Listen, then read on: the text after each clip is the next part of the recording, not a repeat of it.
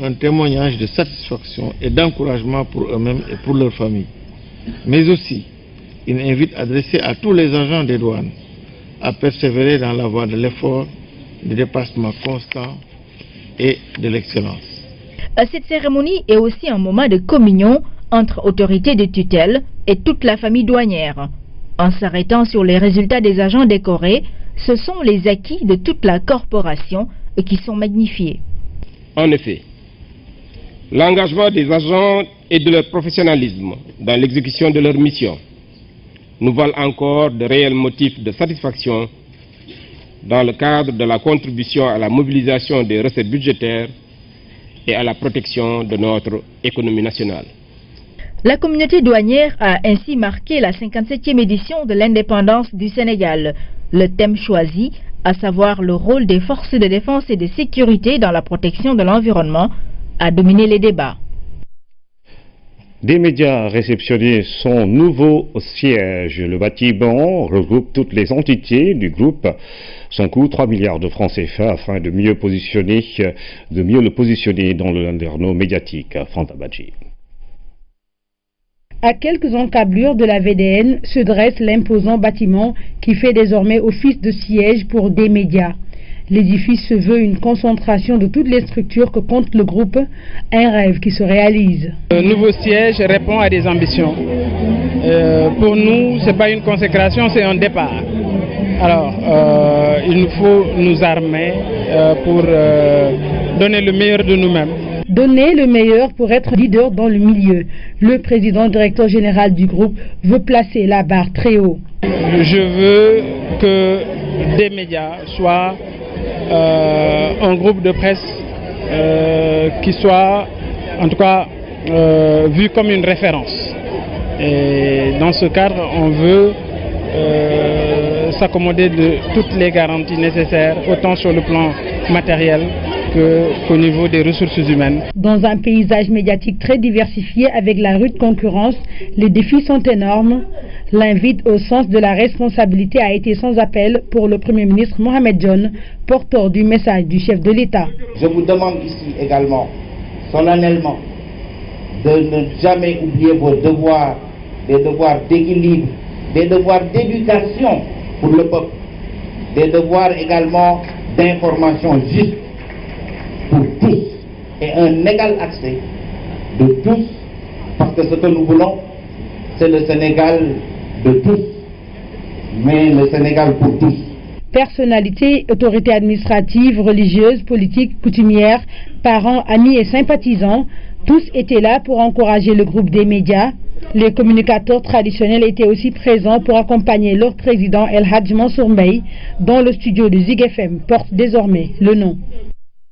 Acte 3 de la décentralisation, le Haut Conseil des collectivités territoriales a convié le ministre de la Santé à des échanges autour d'une meilleure prise en charge sanitaire des populations. La CMU, les équipements, les infrastructures, les maladies chroniques ou le recrutement de personnel ont été quelques-uns des problèmes abordés.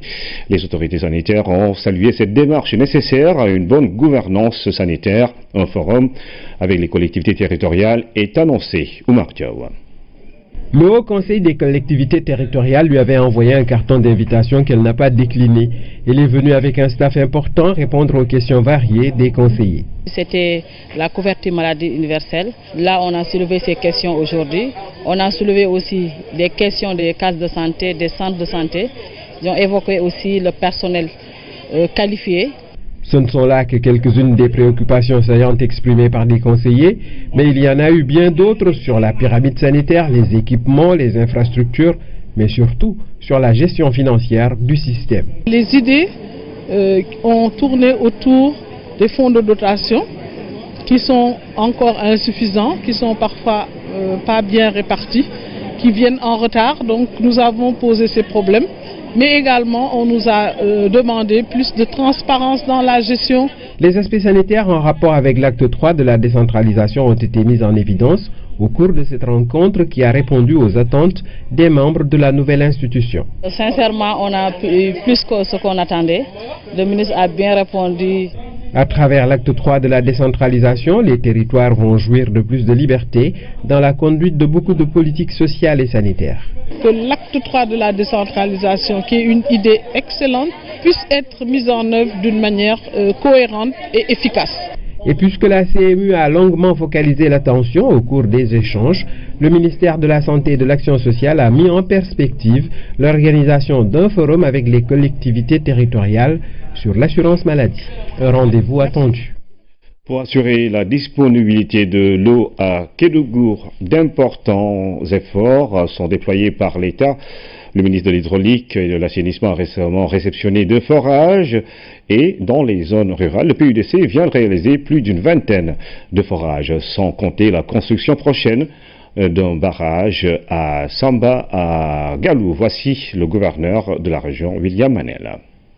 C'est vrai que Kédougou est confronté à un problème d'eau, mais vous avez vu déjà des améliorations. Et tout à l'heure, plutôt il y a quelques jours, nous avons reçu le ministre de l'Hydraulique qui est venu inaugurer deux forages dans la commune de Kédougou qui vont renforcer le dispositif de la SDE et de la SONES pour soulager vraiment les souffrances des populations en matière d'approvisionnement en eau. Dans les zones rurales également, le PUDC a réalisé plusieurs forages, 23 au total, et nous devons arriver à un nombre de 100 dans les mois à venir. Donc tout ça pour montrer que le gouvernement est conscient de cette situation qui est quand même due au socle de Kédougou. Kédougou n'a pas de nappe phréatique de grande capacité, ce qui fait qu'il faut multiplier les forages pour pouvoir avoir plus d'eau, contrairement dans les zones du centre et du nord où avec le Maastrichtien on peut avoir des volumes d'eau allant jusqu'à 100 mètres cubes d'eau par heure. Ici le maximum c'est à 20-22, donc ce qui fait que le gouvernement en est bien conscient. On multiplie les forages pour faire face vraiment à la demande en eau, et il faut aussi expliquer ça aussi par le fait que Kédougou grandit. La ville grandit, ce qui fait que les besoins sont encore plus élargis, plus importants. Mais qu'à cela ne tienne, des efforts sont en train d'être menés, et à moyen long terme, pour mettre vraiment un terme à tout ça, il y a le barrage de Samangalou qui sera construit dans le cadre de l'OMVG. Les réservoirs d'eau qui sont installés sur le toit des maisons répondent-ils toujours aux normes d'hygiène? Si leur utilité ne fait pas l'objet de débat, sont-ils bien entretenus par les usagers? À Wakam ou à la SICAP, la question semble être prise en compte par les consommateurs, mais il faut veiller au grain, Lamine Touré. De l'eau sur les toits des habitations, mais sous forme de réserve, notamment. Ces images, on en voit presque partout à Dakar, même dans des quartiers centenaires comme la SICAP Liberté 1. À défaut d'une bonne pression pour en disposer à sa guise, Moussa Diop se conforme à une logique, celle qui consiste à disposer de réservoirs. Ça fait une semaine, il n'y a pas de l'eau. On a demandé au niveau des SDE, on nous dit que c'est le niveau de pression. Mais comment ces réservoirs géants sont-ils entretenus? Au fond, voilà ce à quoi ils renvoient. On a 4 bidons de réservoir. Chaque mois, je achète eau de Javel, je vais mettre à l'intérieur. Bon, il y a le premier qui vient pour vider chaque 2 mois ou 3 mois. Pour avoir le cœur net sur cet aspect relatif à une vraie hygiène de vie, nous nous sommes également rendus à Wakam, chez la famille Ndoye. En compagnie de sa fille Selembe Ndoye, Djoulam discute des questions de vie. Il tient beaucoup à l'hygiène chez lui. Pour l'entretien des citernes, bon, ça, je fais ça par 3 mois ou bien par 6 mois. Mais l'eau, c'est uniquement pour les vaisselles et les moutons. Parce que j'ai constaté que si tu restes 3 mois sans vraiment faire l'entretien, vraiment je vous dis que ça c'est catastrophique. Parce que c'est rougeâtre, c'est marron, vraiment je ne sais pas quoi. Moi je fais agroalimentaire, je sais par exemple l'eau, quels sont les dangers qu'ils peuvent avoir. Et dans les réservoirs d'eau, vous avez constaté que les réservoirs ils sont par exemple en hauteur, voilà, il n'y a pas beaucoup d'hygiène. Il peut y avoir des microbes qui peuvent s'y développer. C'est que les risques sont bien réels. Des maux de ventre, des diarrhées, voilà. Je pense que ça, et je pense aussi que ça peut créer d'autres maladies. Et même les enfants connaissent parfaitement les dangers. Il y a du calcaire, l'eau va devenir marron. Mais si ça devient marron, on va attendre un peu, qu'elle soit un peu propre. Disposer d'un tel instrument est devenu presque une normalité sans que personne ne puisse expliquer véritablement les raisons de cette situation.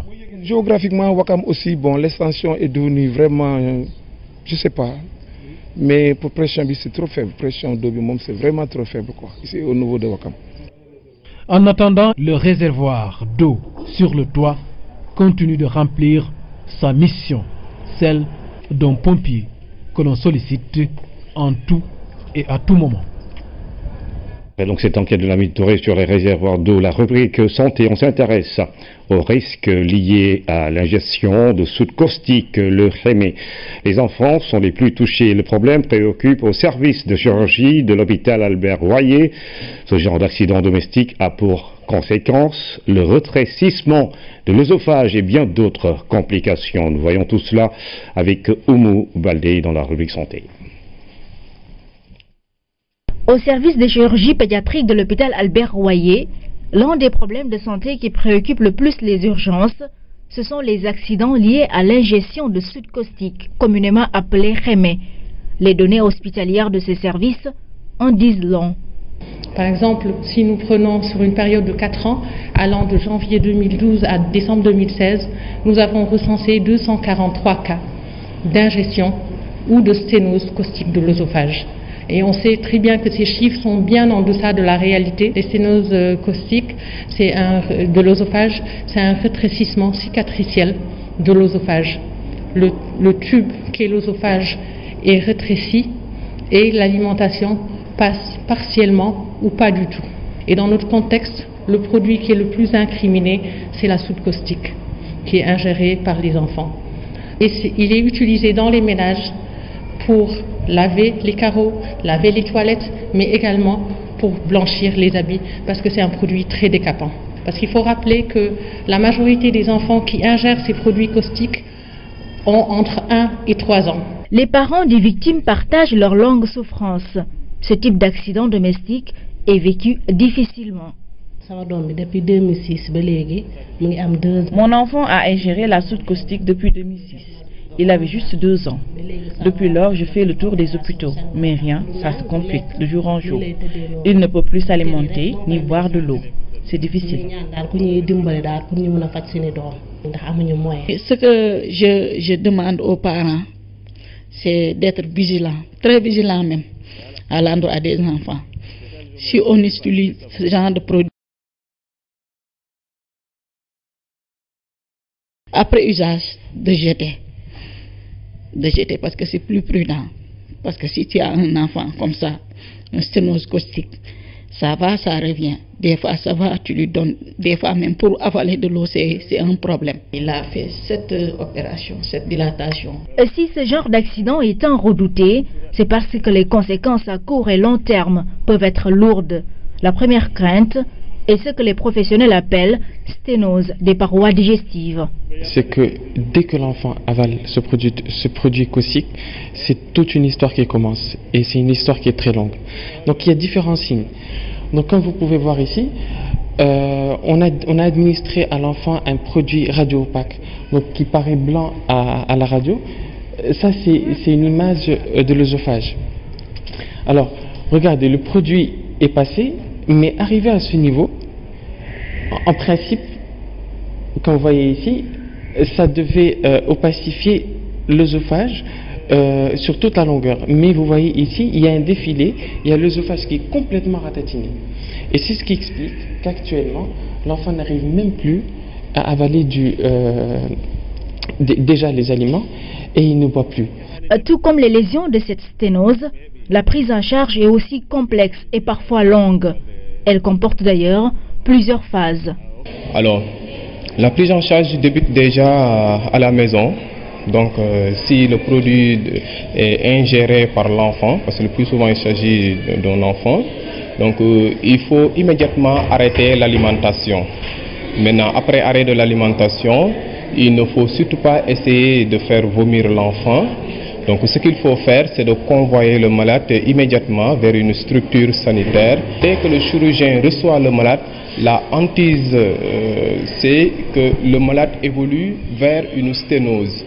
Et si l'œsophage est fermé, il faut dilater.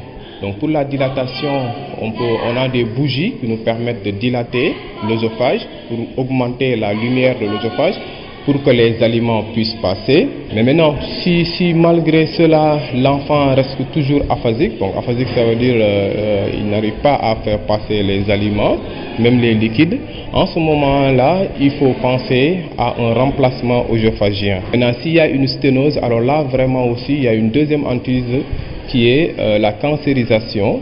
Et pourtant, il suffit d'une petite vigilance pour éviter les grands dommages de la soude caustique ou crémée qui brise chaque année des vies d'enfants.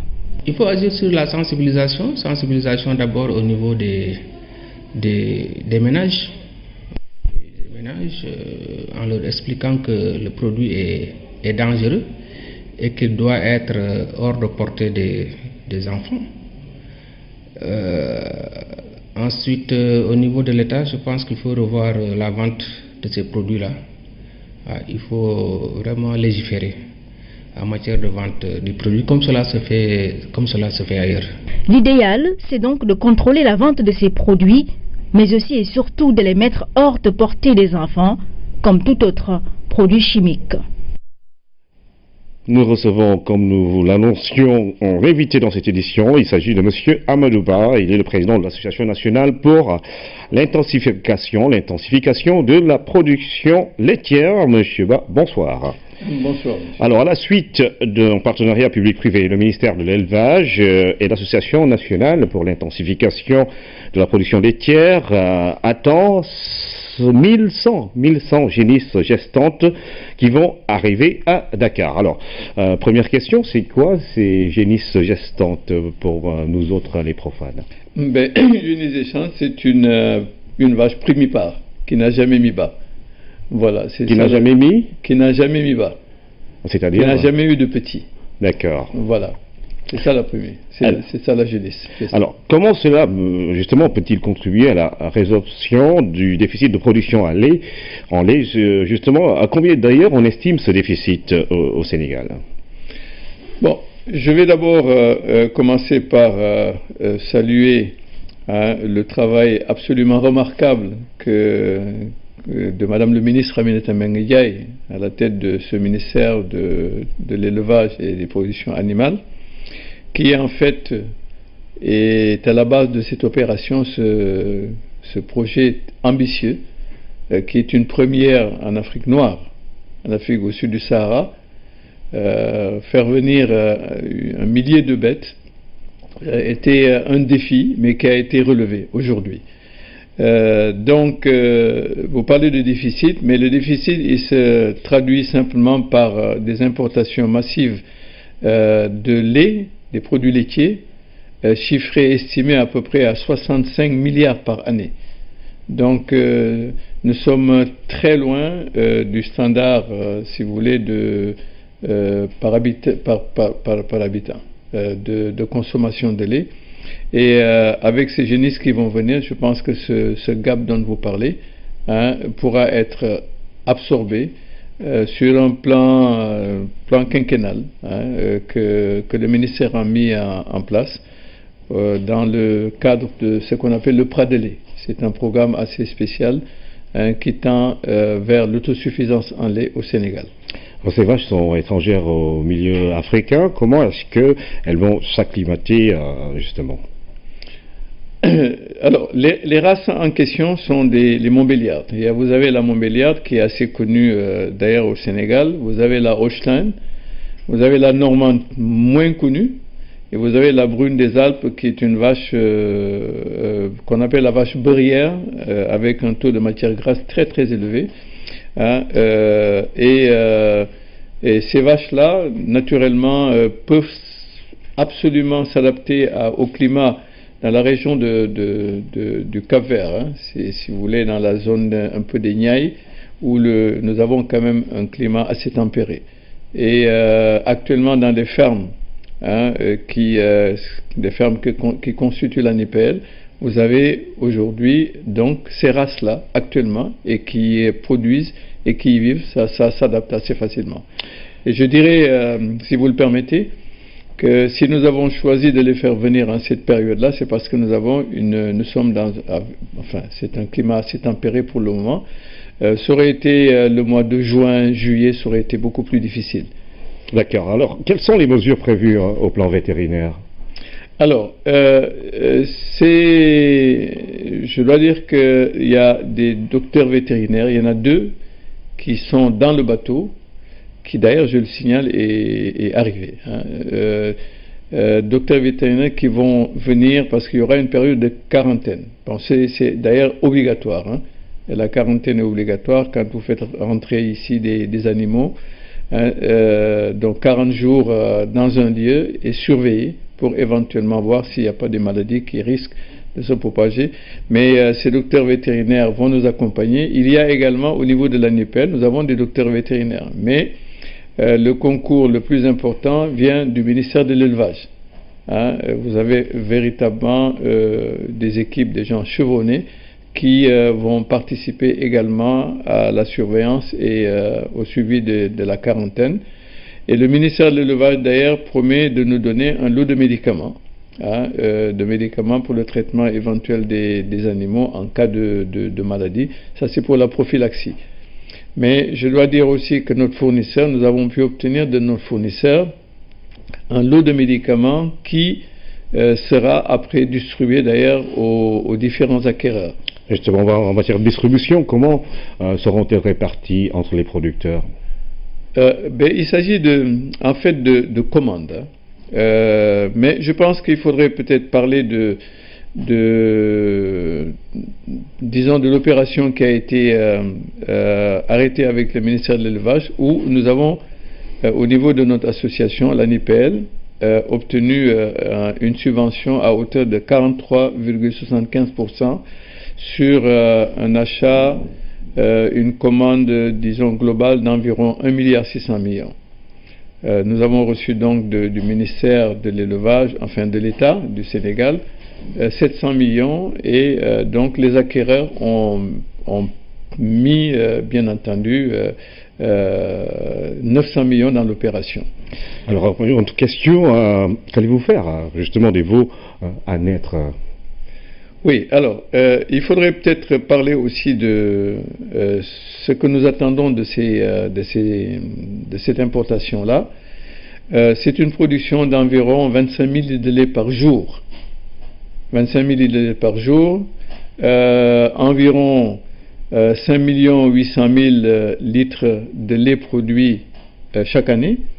Effectivement, pour répondre à votre question, nous allons avoir, selon nos estimations, 880 naissances.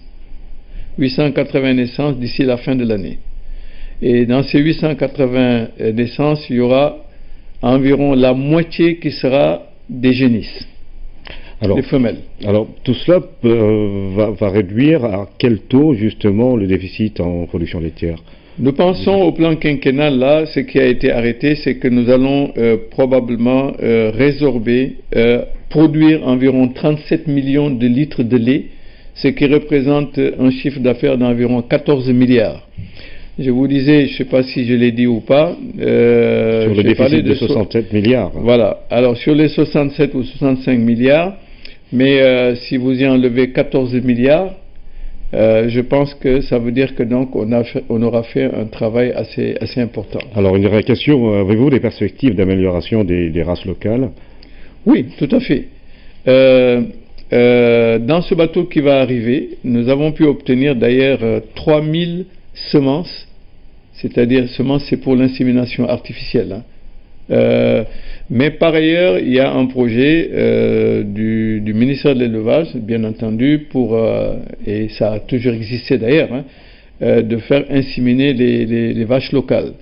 Je pense que Madame le ministre en avait parlé dans son intervention en français et en wolof, pour dire que donc ces inséminations qui seront faites sur les vaches locales vont permettre de booster, d'améliorer également la production actuelle de nos vaches qui sont d'environ 1,5 litre par jour.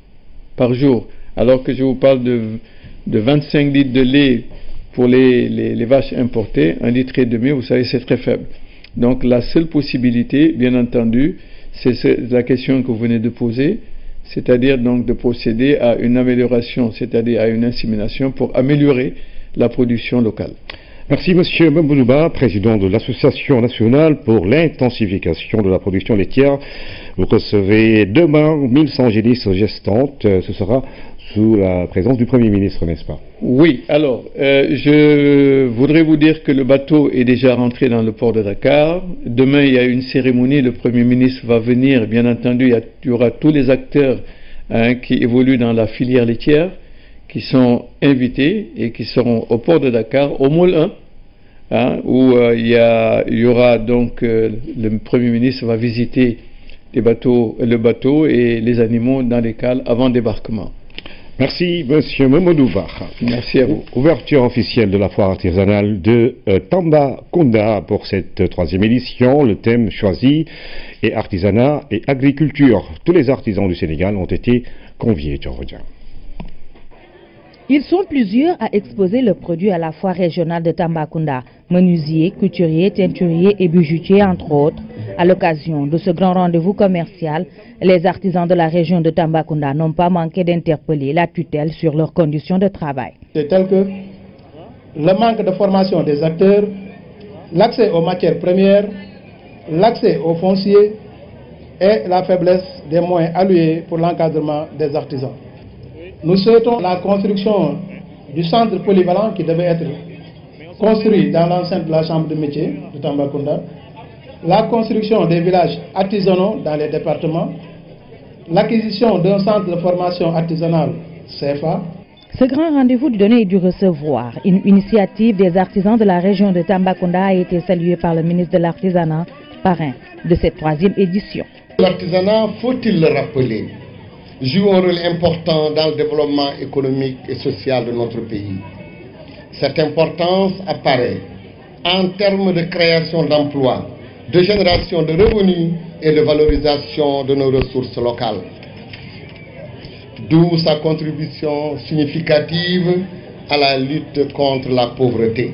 Dans le domaine du financement, je voudrais mettre ici l'accent sur la mise en place effective d'une ligne destinée aux artisans à des conditions souples et adaptées, c'est-à-dire sans apport et sans garantie.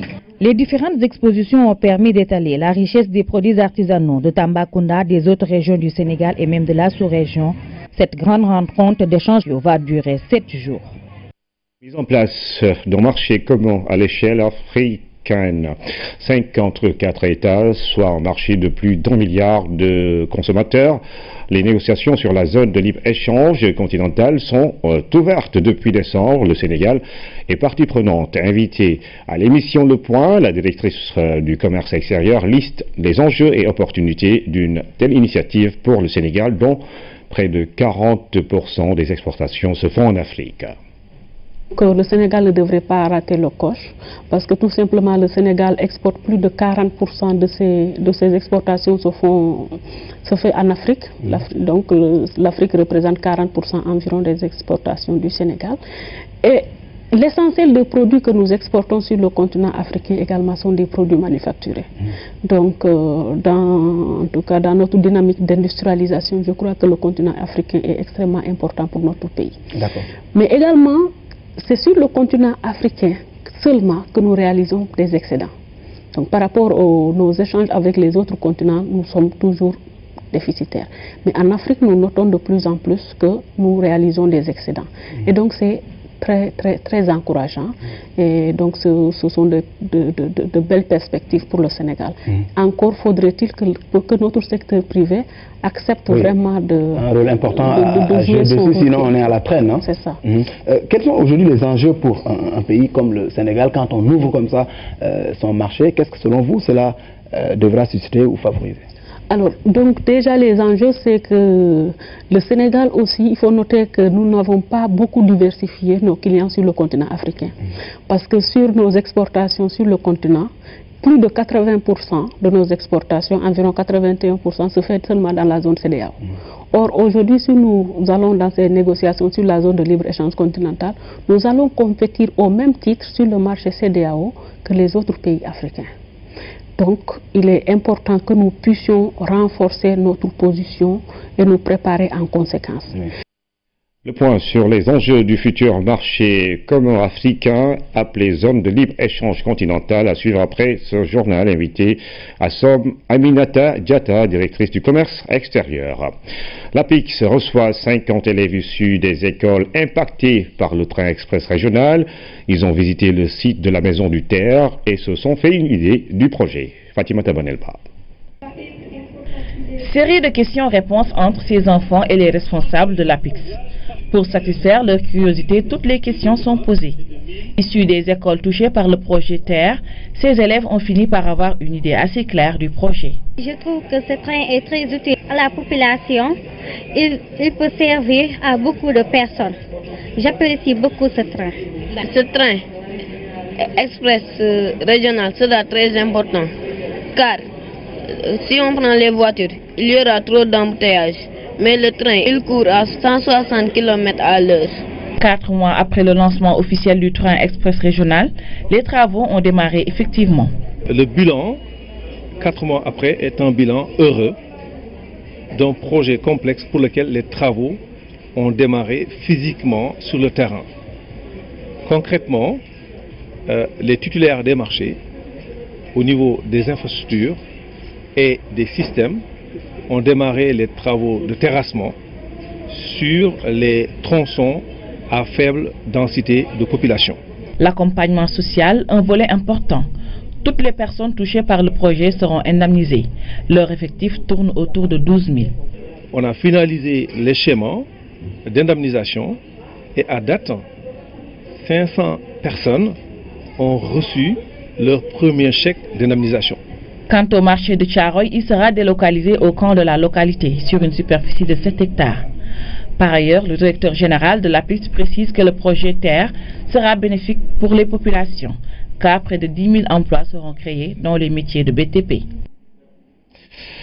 Le Terre en mode pédagogie, nous parlons justement dans ce même sillage de l'éducation pour parler du bilan annuel du programme d'amélioration de la qualité, de l'équité, de la transparence paquet. Tous les acteurs de l'éducation ont participé à la revue et ont pu dégager des perspectives. Mortar Diop. Toutes les familles d'acteurs du système éducatif sénégalais, mais aussi les partenaires techniques et financiers ont été représentés à cette 4e revue du programme d'amélioration de la qualité, de l'équité et de la transparence paquet. L'exercice consiste à faire le bilan global de l'année écoulée. L'organisation de cette revue intervient cette année dans un contexte de mise à jour du paquet avec présentement le processus en cours de cadrage politique, stratégique et budgétaire des phases ultérieures couvrant la période 2017-2030. La rencontre qui s'étend sur 2 jours va être un moment fort d'échange de tous les acteurs sur la mise en œuvre du dernier plan annuel de travail, mais aussi des recommandations pour le prochain. Environ 47% des enfants d'âge scolaire, en particulier ceux des zones rurales, issus des couches urbaines pauvres et à besoins éducatifs spéciaux, restent en dehors du système et ils se retrouvent en grande majorité dans les régions les moins scolarisées. Nous avons des curricula qui portent des disciplines mathématiques, langues, etc. Mais nous ne voyons pas très bien les éléments de fabrication de la citoyenneté sur la base d'un certain nombre de valeurs. Convenons ensemble qu'autant l'exercice des compétences transférées en éducation, formation sont partagées, autant la faiblesse des performances du partenariat est également partagée. Les conclusions et recommandations issues de ces échanges seront prises en compte dans le travail d'actualisation de la lettre de politique générale sectorielle.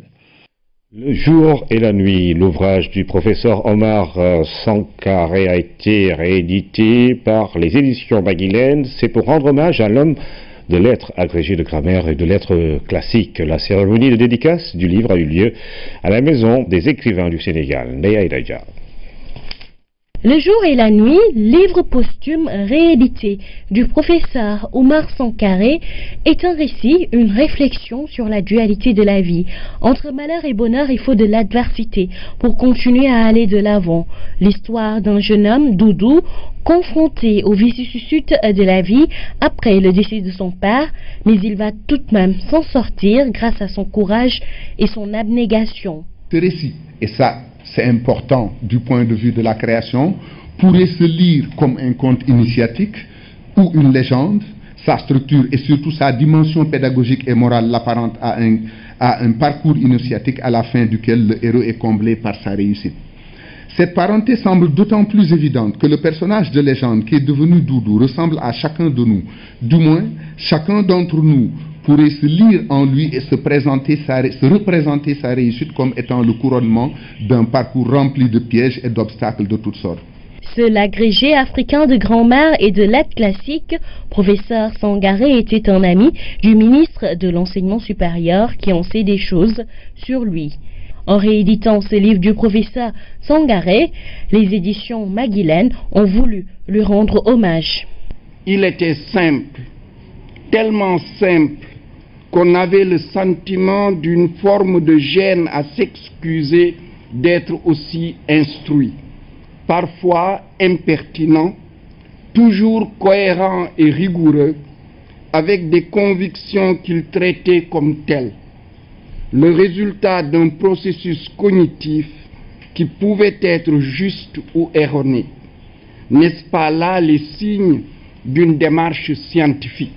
Décédé le 26 octobre 2015, le professeur Sangaré était un éminent intellectuel. C'est pourquoi ses collègues, écrivains et universitaires ont voulu lui rendre hommage à travers cette cérémonie de dédicace de cet ouvrage réédité qui décrit subtilement les mœurs, us et coutumes de la société sénégalaise. L'actualité internationale nous conduit aux États-Unis et en Syrie, mais on tourne tout d'abord par la République démocratique du Congo, où le président Kabila a pris la décision de nommer un Premier ministre dans les 48 heures. Hadi Kamara. Le président Joseph Kabila va nommer un nouveau Premier ministre dans les 48 heures. L'annonce a été faite lors de son discours adressé hier à la nation devant les deux chambres du Parlement. Le président Kabila a demandé l'adoption d'une loi et l'accélération pour désigner une personnalité consensuelle. La question de la nomination du Premier ministre est l'un des deux principaux points de blocage entre l'opposition et la majorité.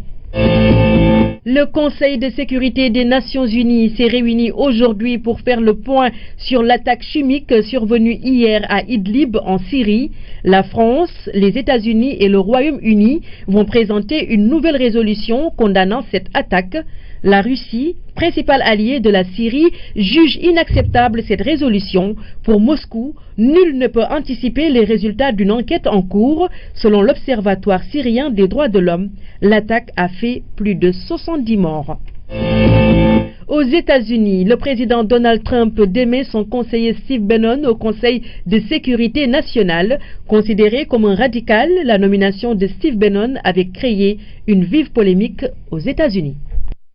Ouverture à Dakar d'une session de formation des directeurs d'instituts publics de formation des cadres de la jeunesse, des sports et des loisirs dans l'espace francophone. Il s'agit pour la Confégès, la conférence des ministres des sports, de la francophonie, de faire en sorte que l'assurance qualité soit mieux prise en compte dans les offres pédagogiques des instituts. Pabouna Tchawa. Ils ne sont pas moins de 16 directeurs d'instituts publics de formation des cadres de jeunesse, de loisirs et de sport de la Confégès. La conférence des ministres de la jeunesse et des sports de la francophonie a se retrouvé à Dakar pour un renforcement de compétences. Une session de formation axée sur les enjeux de l'assurance qualité dans l'offre pédagogique des instituts. Il s'agissait de mettre d'abord en œuvre un programme visant à améliorer la gouvernance dans les instituts nationaux de formation des cadres de jeunesse et de sport des pays francophones. Donc il y a déjà eu une première session de formation sur l'assurance qualité. Nous avons aussi réfléchi et envisagé la mise en œuvre de partenariats entre ces instituts et les universités, à travers notamment le soutien du CAMES pour l'amélioration à la fois de la gouvernance mais aussi de la qualité de formation. La rencontre de Dakar permettra d'instaurer un cadre approprié de partenariat entre le réseau des directeurs d'instituts, le CAMES et la FIEP, la Fédération internationale de l'éducation physique. J'espère que notre coopération